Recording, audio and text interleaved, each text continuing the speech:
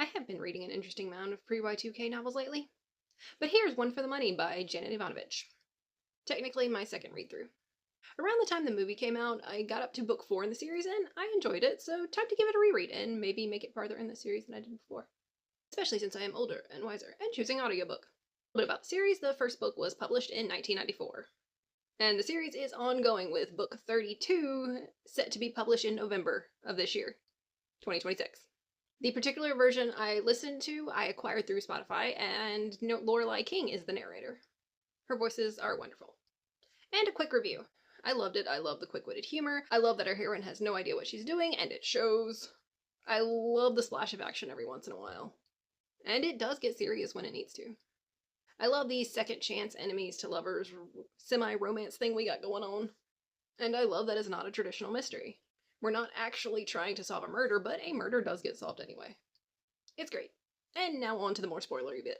In the beginning, we are introduced to Stephanie Plum, our fearlessly independent heroine, who has just lost her job. Her apartment is bare because she's pawning her stuff to get by, and her car gets repoed. Which doesn't last long. The next day, she trades in her food processor and her juicer for a car that's on its last leg. Begrudgingly and at her mother's behest, she goes to visit her cousin Vinny for a job.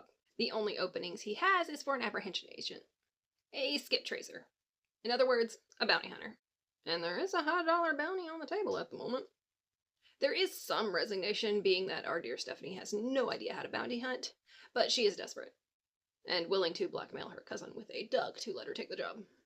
And the job is for one Joe Morelli, a cop charged with murder, who Stephanie already has some history with. He took her V-card, she hit him with a car, it's a thing. And now if she finds him and she brings him in, she gets $10,000. $10,000 of 1994 money is about $22,000 today. And thus begins our main hunt. There were some other smaller hunts along the way, but they had not much impact on the main story. Now Stephanie has no idea what she's doing, but she still manages to find Morelli within like 30 minutes of getting the assignment. And that goes nowhere. She says, "I'm taking you in." He says, "No, you're not," and calmly walks away. It was kind of funny. And he did kind of hit on her on the way out. Realizing she needs help, Stephanie gets set up with one known as Ranger. And Ranger kind of gives her the rundown of the Morelli case. The guy Morelli supposedly shot was named Ziggy. It happened in the apartment of one Carmen Sanchez, who has disappeared. And supposedly there was another guy present, but Morelli was the only one to have seen him. And there's some weird business going on with Morelli's statement and the witness statement and all that. But we're not here to investigate, we're here to bring in a runner. With Ranger's help and her last few dollars, Stephanie gets set up with several bits of bounty hunter accoutrement. Now, the actual investigation, or hunt, starts. Mostly it's Stephanie talking to a lot of people and going nowhere. Especially Morelli's mother, who was informed ahead of time by Stephanie's mother. They grew up in the same neighborhood. Which is another little bit of layer of the interestingness of this one. Then there's a boxer named Ramirez that Stephanie goes to talk to. That ends terribly, with Ramirez trying to assault and Stephanie having to be rescued. By Morelli himself. Yeah, they kind of run into each other a lot. And again, Stephanie tries to bring him in with her bounty hunter accoutrement. He just disarms her, hands her back the unloaded weapon, and tells her no once again. Although after the incident with Ramirez, he does walk her to her car and make sure she drives away safely. Kinda sweet, kinda romantic.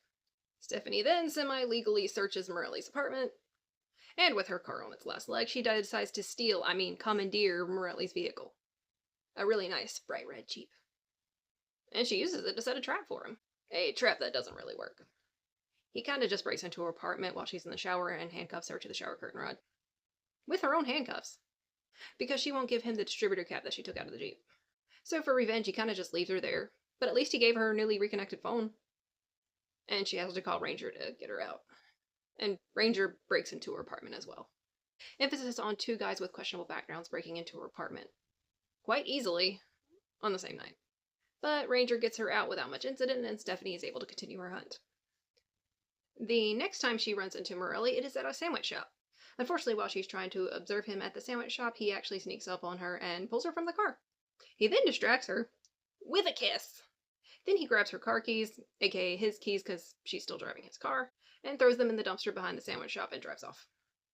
She deals with the rather smelly situation and gets her keys back, and that is the last time they meet as enemies. Because that guy Ramirez becomes a whole stalkery problem. It started with Ramirez showing up at her door, making a lot of noise, and then doing unspeakable things to her door. And when she gets her phone connected back to make sure she can call the police should he show up again, Ramirez starts calling her and threatening her and other things. In her hunt, Stephanie has basically been parading herself in front of the gym that Ramirez works out in, and he likes to taunt her with that. And it escalates until Ramirez leaves the battered body of Lula on Stephanie's fire escape. Lula is one of the prostitutes that Stephanie got comfortable talking to. Too comfortable, according to Ramirez.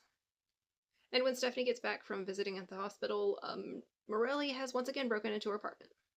He's cooking dinner this time, and Stephanie is too emotionally drained to try and bring him in. And thus the truce begins. Morelli explains his side of the story, how Carmen Sanchez called him because Ramirez hurt her. By the time he got there, Ziggy, who at this point we assume was just a cleanup guy for Ramirez, was already there. And Morelli wants to prove his innocence. Or really that it was self-defense, because he did actually do the deed to Ziggy. And to do so, he needs to get Ramirez. And Morelli makes a deal that he will let Stephanie get his bounty if Stephanie agrees to help. And by help, he wants Stephanie to act as bait, since Ramirez has already attached himself to her. So, they parade Stephanie in front of Ramirez to agitate him, and agitate him it does. To the point where things get physical. Like, he punches her, she pepper sprays him. And shortly after the pepper spray incident, the bounty hunter Marty shows up. Stephanie only was able to get the Morelli case because Marty was struck with appendicitis. So Marty shows up. At first he just wants his case files back, and he takes his files and leaves. And then Stephanie wakes up to Marty trying to steal Morelli's car from her. The one that Stephanie stole from Morelli. Anyway, he doesn't get far because someone planted a bomb. R.I.P. to the Jeep, to Marty, to Stephanie's eyebrows. And this is when everything starts to come full circle. In an effort to feel better, Stephanie goes to buy a blender. A blender that comes with some free daiquiri mix. And the appliance store that she gets the blender from just so happens to be across the street from a butcher shop that Ziggy would frequent. A butcher shop known for some underhanded dealings. Stephanie goes in intending to buy some meat and possibly question Sal, the guy who owns it. She sees Sal, and she sees the unnamed mystery guy that Morelli saw that night. His name is Louis, and he drives a refrigerator truck. Instinct screams at Stephanie, so she watches them a bit from her car. The one that's on its last leg, by the way. Sal and Louis close up shop suspiciously early, and both leave in the refrigerator truck. And she follows until it stops at a marina. She then calls Morelli for backup. They go in together and find the refrigerator truck, and there are 3 bodies in the truck. Sal, Louis, and Carmen Sanchez. And they find some other paraphernalia revealing an entire drug running scheme. Unfortunately, Morelli needed everyone alive to prove his case, so he kind of goes back on the promise he made Stephanie. And this leads to an argument. To finish the argument, Stephanie shuts and locks him into the back of the refrigerator truck and drives into the police station, thus completing her bounty. And giving the police an entire crime scene. It was great. Only when she gets home, the real bad guy is already in her apartment.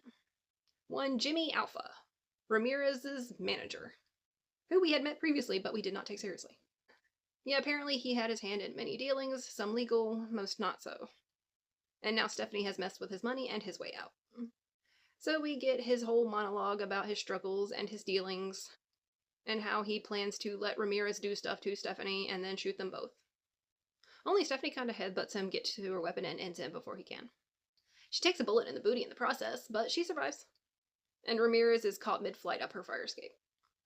And Morelli is exonerated. It's a happy ending. I found it to be a fun combination of snarky and serious. And Stephanie is a fun, everyday woman who is in over her head. There wasn't actually a romance in this one, but I am aware of where the romance is headed. Between Steph and Morelli. At least up until book 4. But for now, they have a truce-like friendship. Aside from the main quest that was Morelli bounty, Stephanie did pull off 3 other bounties. There was the drunken disorderly that came easily. There was the car thief that did not like being told what to do. She had to call for ranger backup on that one. And there was the nudist that lived in her apartment building. Notable characters that I haven't mentioned yet was Grandma Mazer. She is a strong, independent woman, and she is one of my favorite characters. One of her most notable scenes is in one of the many family dinners. She ends up getting a hold of Stephanie's weaponry and ends up putting a bullet in the chicken that is for dinner. Stephanie's parents are interesting too. Her mother is constantly trying to set her up with random jobs and random men, and her father is a grumpy old man who drives a cab. I love it. Thanks for watching. Stay tuned for more bookish shenanigans. I have finished reading Dungeon Crawler Carl, and the husband and I are now going to simultaneously read the graphic novel for that one. And you'll probably see a little video of that as well. I am still reading The Beast by J.R. Ward. I just really need to get back to that one. And I will be starting Two for the Dough pretty soon, because that one's still got to go back to the library at some point.